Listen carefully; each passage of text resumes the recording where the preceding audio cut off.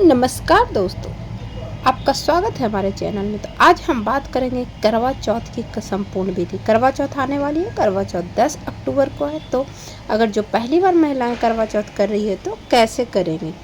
यह कार्तिक महीने का कृष्ण पक्ष की चतुर्थी तिथि को करवा चौथ मनाया जाता है। तो इसकी पूजन के लिए हम क्या क्या सामग्री चाहिए और कैसे करते हैं तो चलिए हम जानते हैं। तो चलिए लेंगे, पीढ़ा भी आप ले सकते हैं।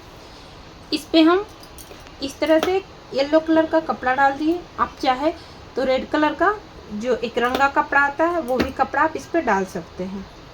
उसके बाद आप इसको इस तरह से आप किनारे पे रख देंगे, ऐसे इस तरह से दीवार से सटा के इसको हम रख देंगे।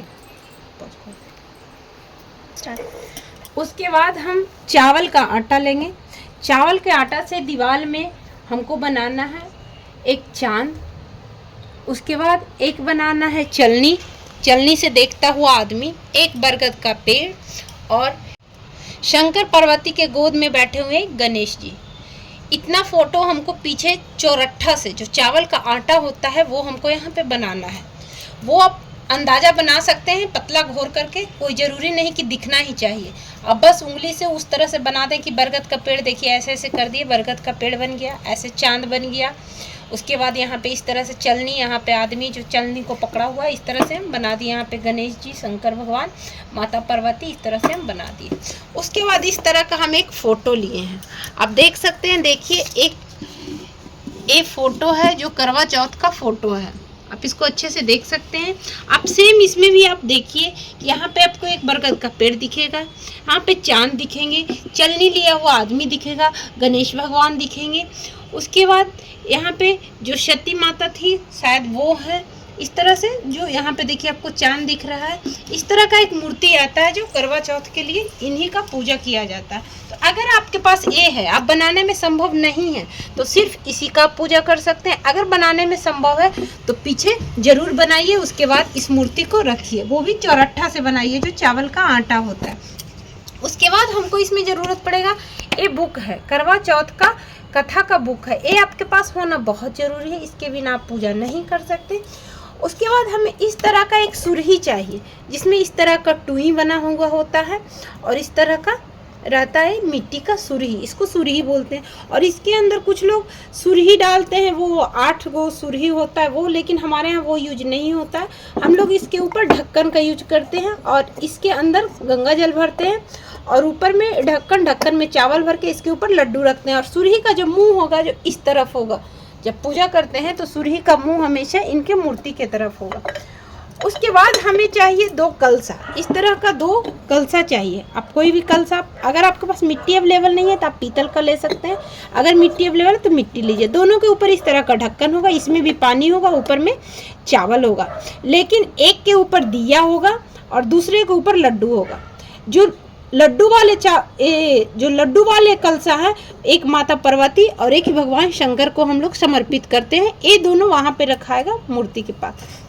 जब कलसा रखिएगा तो कलसा के नीचे हमें चौका बनाना होता है, वो भी चावल के चौरट्ठा से हमारे बिहार में कहा जाता है ना, शादी के में जब बैठने के पहले जो चौका बनता है इस तरह से स्कोर करके स्क्वायर बना के, वो हम आपको आगे दिखाते हैं। अभी हम आपको बस बता रहे हैं, हम अपने पूजा का वीडियो इसमें हम ऐड करेंगे, तब आप उसमें पूरी तरह देखिएगा कि उसको कैसे सजाना है। आप चाहें तो इसको इस तरह से ज़मीन के नीचे भी, इस तरह से चौकी के नीचे भी रख सकते हैं। अगर चौकी पे जगह है तो आप चौकी के ऊपर रख सकते हैं। इसमें आपको कलसा इस तरह से सजाना है। सभी तीनों जो कलसा आपका है, तीनों में आपको एक कच्चा धागा, कच्चा सूता को बांध देना है। उसके बाद एक लोटा आपको लगेगा, जिस लोटा में आपको पानी रखना है और वही पानी से फिर ऊपर चंद्रमा का पूजा करेंगे।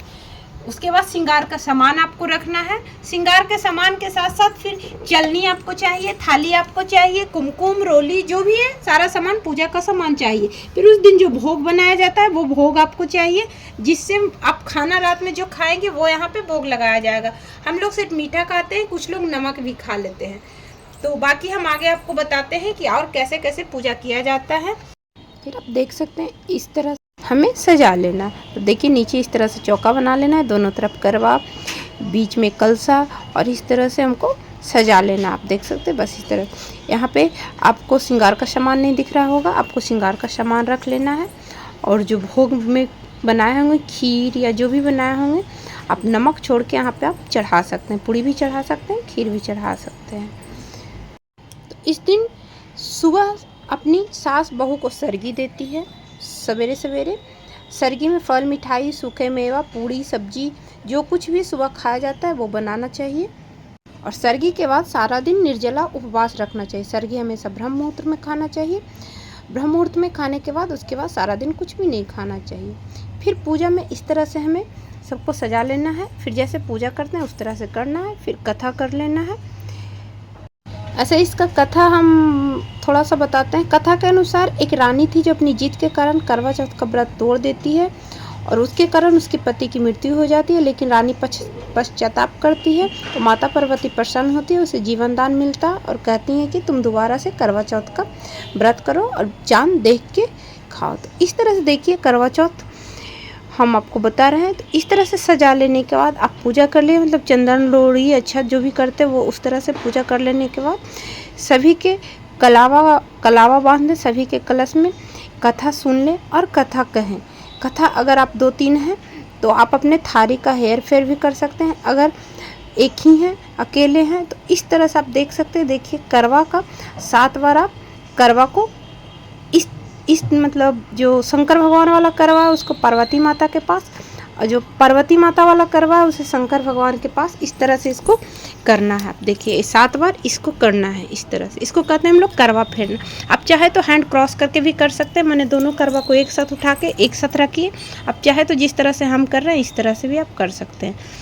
तो आपके यहाँ अगर ये रस्म होती है तो करिए, नहीं होती है तो स्किप कर सकते हैं। लेकिन हम लोग जानते हैं कि करवा चौथ में करवा जरूर करना चाहिए, करवा जरूर फेरना चाहिए। उसके बाद माता को प्रणाम करते हैं। फिर हम लोग आरती कर लेते हैं। आरती कर लेने के बाद अगर आप हस्बैंड वाइफ दोनों हैं तो आरती साथ में करें, क्योंकि ये हमेशा पति की लंबी उम्र के लिए किया जाता है। अगर पति साथ में बैठे तो बहुत अच्छा है। ये विश्वास और प्रेम का प्रतीक है। ये पर्व अपने रिश्ते का प्रतीक है और रिश्ते की गहराई का प्रतीक है ये पर्व। उसके बाद हम लोग अब रेडी हो जाएंगे। चांद लगभग कितना बजे, 8 बजे के लगभग निकल जाता है। तो इस तरह से देखिए चलनी और जो टुइयाँ था, मतलब जो मिट्टी का जो लोटा था जिसमें एक टुई की तरफ बना हुआ था, वो लेकर के हमको चांद को अर्घ देने के लिए जाना है। उसके बाद एक कटोरी में खीर ले लीजिए, दिया ले लीजिए, और अगर फल खाते हैं तो फल ले लीजिए, और ओम चंद्राय नमः, ओम चंद्राय नमः कह करके उनको अर्घ दीजिए। अर्घ हमेशा अपने माथे के ऊपर से देना चाहिए।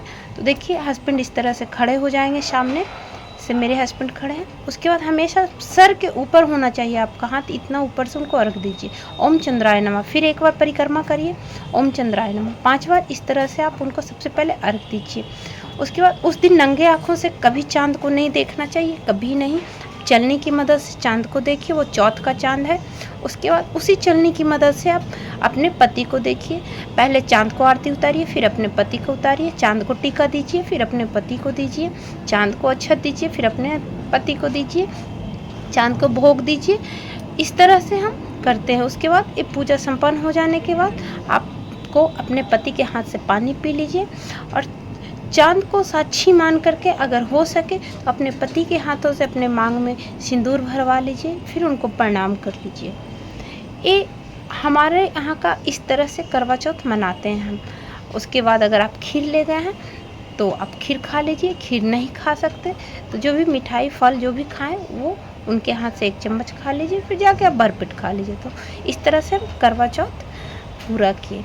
आपको हमारा करवा चौथ कैसा लगा हमें ज़रूर बताइएगा। और अगर आप पहली बार कर रहे हैं तो एक बात का ज़रूर ख्याल रखिएगा कि अपने शादी का लहंगा या शादी का जोड़ा या कुछ नहीं तो चुन्नी का यूज ज़रूर करिएगा। तो चलिए हम मिलते हैं अपने नेक्स्ट ब्लॉग, नेक्स्ट वीडियो के साथ। तब तक bye bye, take care, thank you so much, please subscribe my channel, bye bye.